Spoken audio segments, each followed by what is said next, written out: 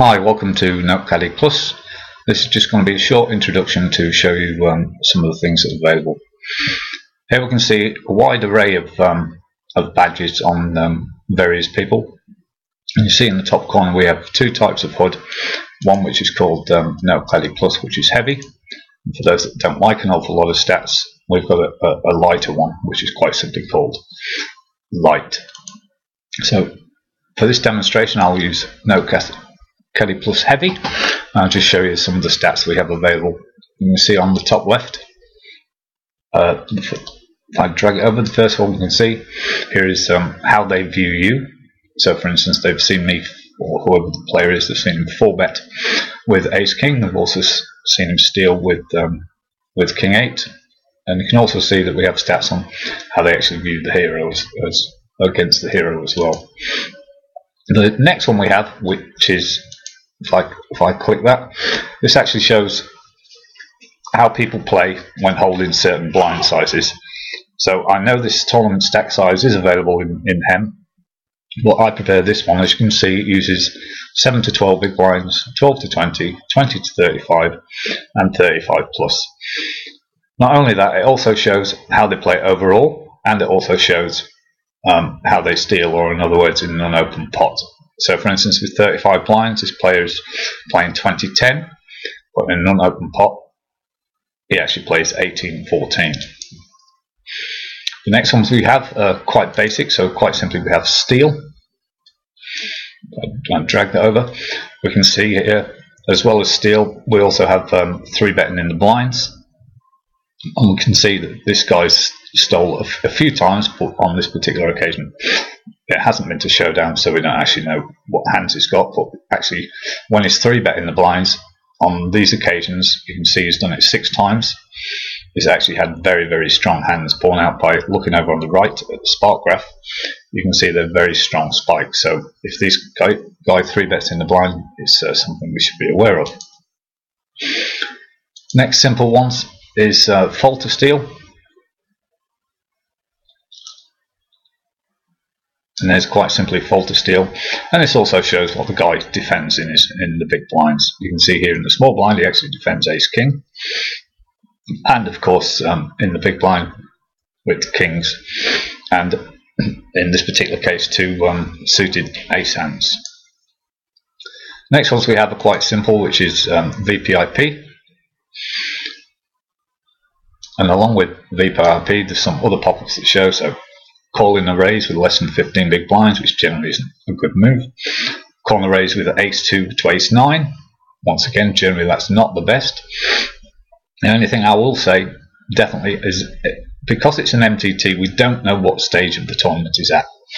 We do know the stack sizes on some occasions, but we simply don't know the stage of the tournament. So calling with Ace 9 suited, Ace 8 suited in early position, it still isn't the best play in the world. And we can see this guy actually tries the odd trap by limp calling with Ace King. We then have quite simply a pre-flop raise, so that particular person hasn't done it, so we'll go on this guy that we've got a lot of hands on. And this guy's pre-flop raise, you can see he's isolated limpers with Ace Queen and King Jack. And fairly bad play, which is raise fold 15 big blinds 45% of the time, which is just definitely not very good play. We then have 3-bet. You can see on this occasion, if you look at the bottom, it shows the stack sizes of when it's 3-bet. So once again, we can see we have 7 to 12 big blinds in order, 12 to 20, 20 to 35, and 35 plus. So you can see, generally speaking, you'll find that the less big blinds they have, the larger their 3-bet percent is. So you can see when this person's got 35 big blinds plus, he's 3-betting 5% of the time. But you can see on the 3 occasions it's been to showdown, we've seen he's had very, very strong hands. And when it's had 12 to 20 big blinds, it's actually 3-bet Ace Queen suited. We also have fold to 3-bet, and this will actually show you what they've called, assuming it gets to showdown, what they've called a 3-bet with, which can be quite handy at occasions, And if I go over this guy, we can see this guy actually calls 2 barrels in a 3-bet pot, and it shows it goes a full house. It also shows implied weakness, which actually means they folded at some stage in the hand. And he also calls with a gut shot and the top pair and the top kicker.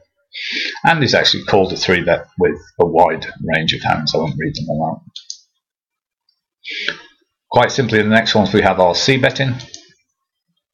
So we have c-betting on the flop.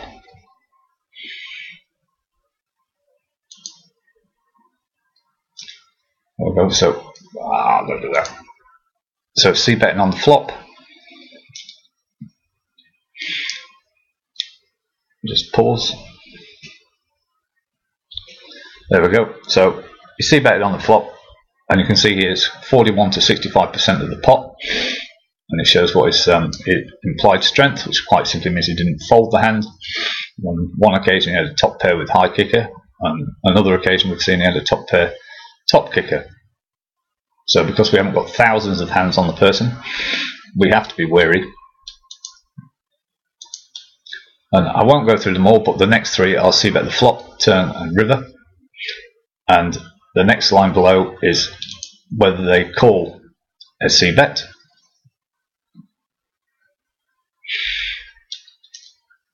You can see this player here calls a c-bet 24% of the time, so not a great deal. And you can see it's mostly weak by looking at the spark graph on the left. And once again, I won't go through them all, but that's the same on each street. So it's calling a c-bet, calling a double barrel, or calling a 3-barrel. The next one we have is whether they bet. So in other words, not a c-bet, but bet v Mr. c-bet, or nobody bets and they bet and try and win the pot. And it will show you the spark graph. You can see on this occasion, bet v Mr. c-bet, he does it 43% of the time, which is quite high, but you can see the graph is on the left, which implies an awful lot of weakness. At the bottom we then have, so if you use a guy on the top left, the figure 16 indicates the big blinds, the next figure 1, which indicates their aggression factor, and the next one we can see is quite simply to do with their betting on the river. If I change to this player here on the left, probably have more hands on this guy. There we go. So we can see this, we've split these up into betting the river 1 to 40%, 41 to 65%, and 66% and above, to actually show with the spark graphs what they bet the river with. And just having a quick look against this player, you can see it's mostly, because most of the spikes are over to the left, it's mostly weak hands. So that's quite simply what most of it looks like. If we go to the badges are all straightforward. So blue is shove. So these all go in order, and it's in blind size. So you can see this guy has shoved 7 to 12 big blinds with ace queen, and he's also shoved 12 to 20 big blinds. But because that never went to showdown, so people obviously folded, we don't know what the hands are. And then if we go to gold, that shows what he actually calls the shove with. So somebody shoved and he actually called the shove. All of these calls are not all in, so the player calls without going all in.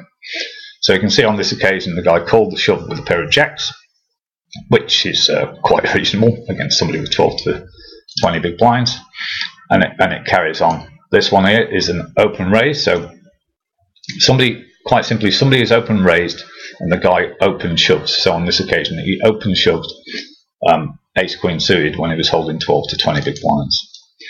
And it goes the same if we look at the guy on the left here. It shows in order. He shoved, what he shoved with, what he called a shove. Somebody open raised and shoved, what he called that with. The same for the flop.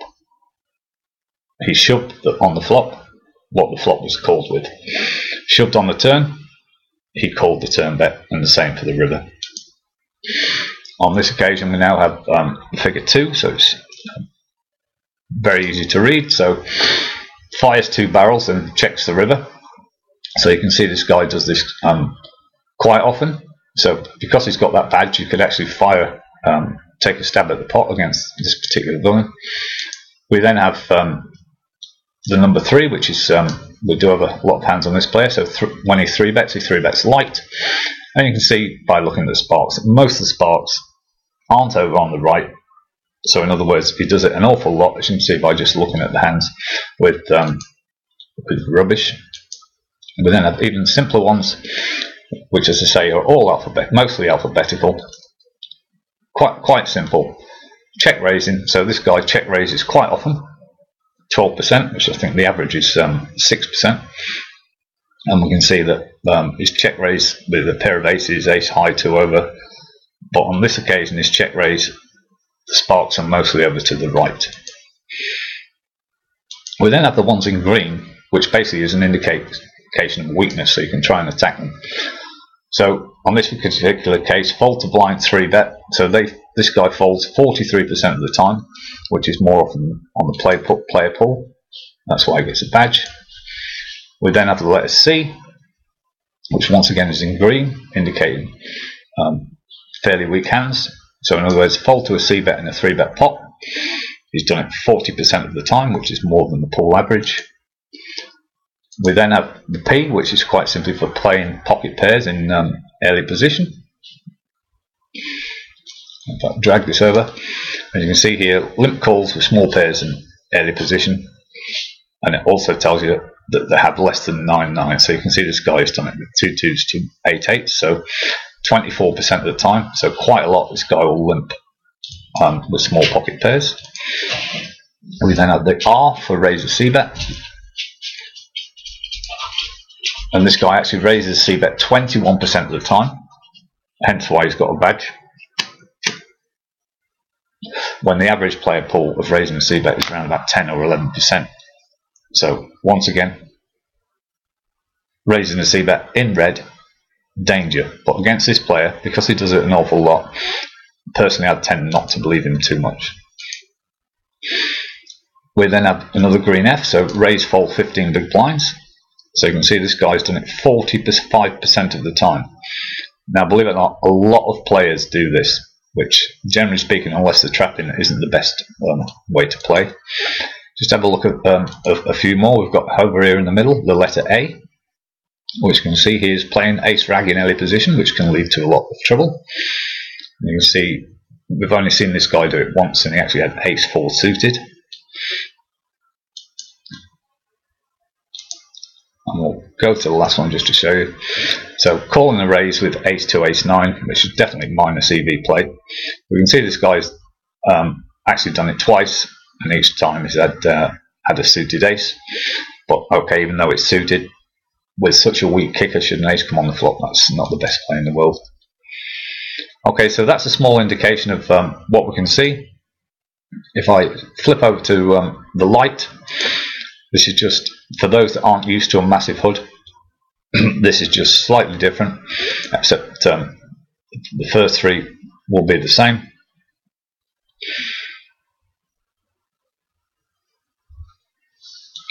So we can see here, shows the same information, what they saw me 3-bet with, or me, whoever that guy is, what they saw him 4-bet with ace king and stealing. And then quite simply we have steal stat. Sorry, steal. I'm betting the river. I keep this one in. You don't have to, but I keep it in to see how often they try and bluff on the river, which generally speaking in MTTs a lot of players don't, but some tend to do it all the time. All the others are quite simple. VPIP, PFR, C-bet, fold to C-bet, 3-bet, fold to 3-bet, and steal, and fold to steal. I'll say I won't run through them all because quite easily, should you wish to get NotecaddyPlus, you'll see them yourselves. So that's a small insight. Thank you very much for watching.